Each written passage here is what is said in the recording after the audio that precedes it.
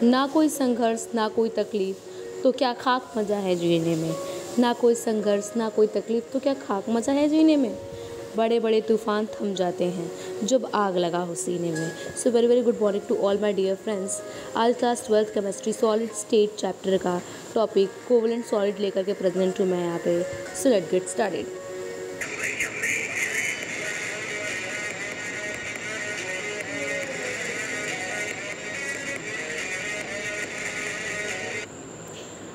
तो चलो आज हम देखते हैं कोवलेंट सॉलिड के बारे में, ठीक है। सो कोवलेंट सॉलिड को एक और नाम से जाना जाता है, वो नाम क्या है? वो नाम है नेटवर्क सॉलिड, ठीक है। कोवलेंट सॉलिड को ही हम नेटवर्क सॉलिड भी कहते हैं। क्यों कहते हैं नेटवर्क सॉलिड? ज़रा सोचो, तब तक मैं लिख देती हूँ network and solid. So network solid इसलिए कहते हैं क्योंकि जो इसका स्ट्रक्चर है कोवलेंट सॉलिड का, वो नेटवर्क लाइक स्ट्रक्चर होता है, इसीलिए इसको नेटवर्क सॉलिड भी कहा जाता है, ठीक है। इतनी बात समझ में आ गई। अब बात करते हैं कि यहाँ पे कंस्टिट्यूएंट पार्टिकल क्या होंगे। मैं इससे पहले के लेक्चर्स में बताते आ रही थी, अभी भी बता रही हूँ कि हम बात करेंगे कंस्टिट्यूएंट पार्टिकल्स क्या हैं और हम बात करेंगे कि बाइंडिंग फोर्स क्या है, ठीक है। दो ही चीज़ें मेनली बात करनी है और थर्ड चीज़ बात करते हैं कि प्रॉपर्टीज़ क्या क्या है।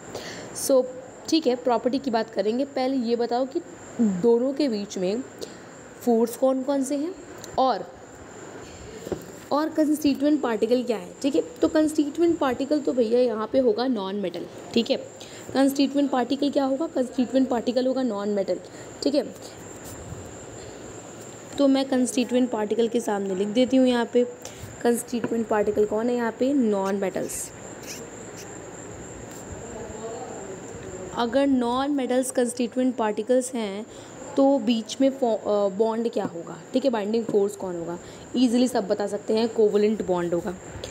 फोर्स कौन सा है, बॉन्ड कौन सा है? कोवलेंट बॉन्ड है, कोवलेंट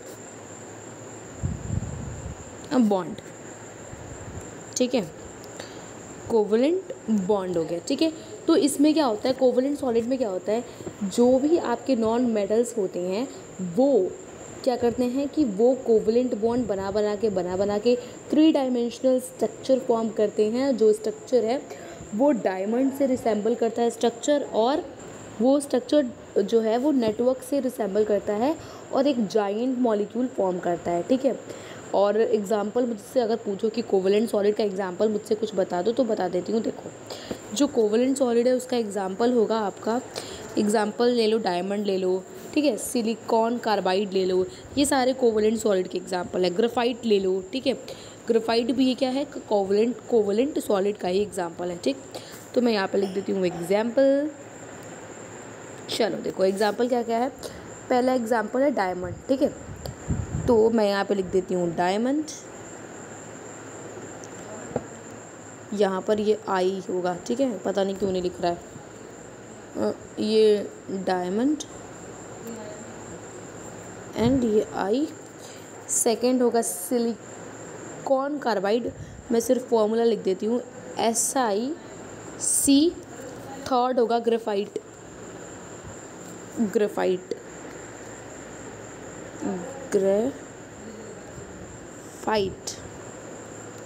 ठीक है। तो 3 एग्जांपल मैंने बता दिया कि ये नेटवर्क लाइक स्ट्रक्चर फॉर्म करते हैं। तो एक बार ही network like structure of diamond भी देख ही लो। चलो देखो दिखाती हूँ। देखो ये स्ट्रक्चर है, structure of diamond. Network like structure दिख रहा है कि नहीं दिख रहा है, खुद देख लो यार। पूरा नेटवर्क लाइक स्ट्रक्चर तुम लोगों को दिख रहा होगा, ऐसा लग रहा होगा मकड़ी का जाला दिख रहा है ना, मकड़ी का जाला। ये जो ब्लैक ब्लैक दिख रहा है ना, वो जो ये black black dot dot black black, ये कार्बन का पॉइंट है और कार्बन 4 जो है वो बॉन्ड फॉर्म किया हुआ है, देखो यहाँ पे, ठीक है। कार्बन 4 बॉन्ड फॉर्म किया हुआ है यहाँ पे, ठीक। चलो मैं एक एनिमेटेड वीडियो भी दिखाती हूँ। देखो डायमंड का स्ट्रक्चर कैसे फॉर्म हो रहा है यहाँ पे, ये बताया हुआ है डायमंड का structure, network structure of diamond.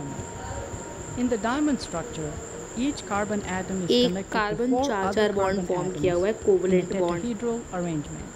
And carbon 3 is such non metal, तो यहाँ पे tetrahedra are constituent joined to particle non form metal है। a puckered 4 bond form six-membered कर ring करके as giant shown molecule here. बना रहा है, network like This is structure capped दिख by रहा a होगा। 4th tetrahedron to form a structure that ऐसा is ही कुछ होता है itself आपके a डायमंड का larger स्ट्रक्चर। tetrahedron.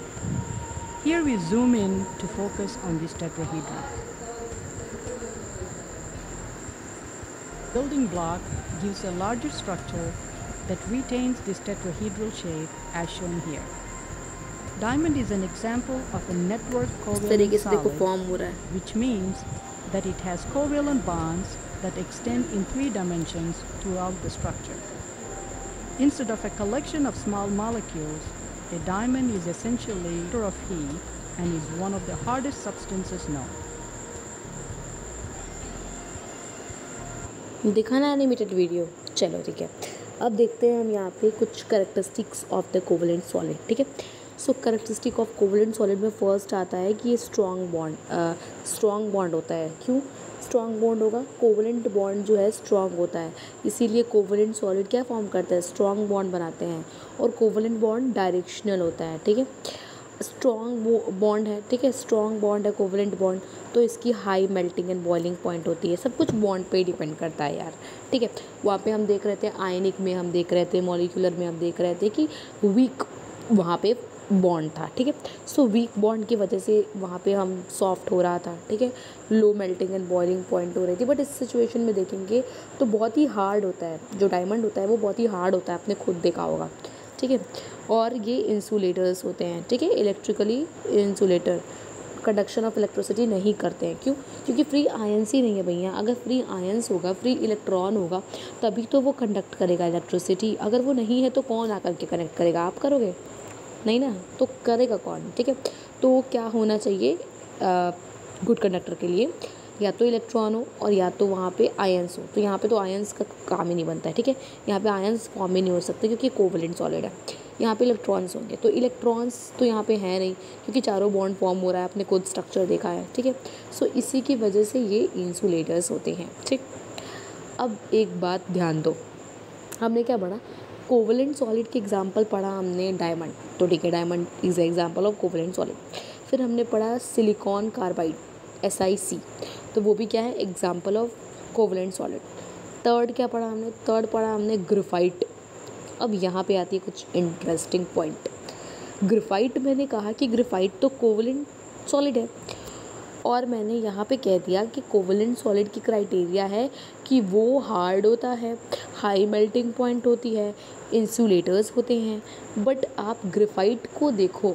ठीक है, तो ग्रेफाइट क्या होता है? ग्रेफाइट को देखो तो ग्रेफाइट तो सॉफ्ट होता है, ग्रेफाइट की तो लो मेल्टिंग पॉइंट होती है, और ग्रेफाइट तो इलेक्ट्रिकली इंसुलेटर होता है. तो वो कोवलेंट सॉलिड कैसे हो गया? तो ये एक्सेप्शन है. ग्रेफाइट क्या है? एक्सेप्शन है.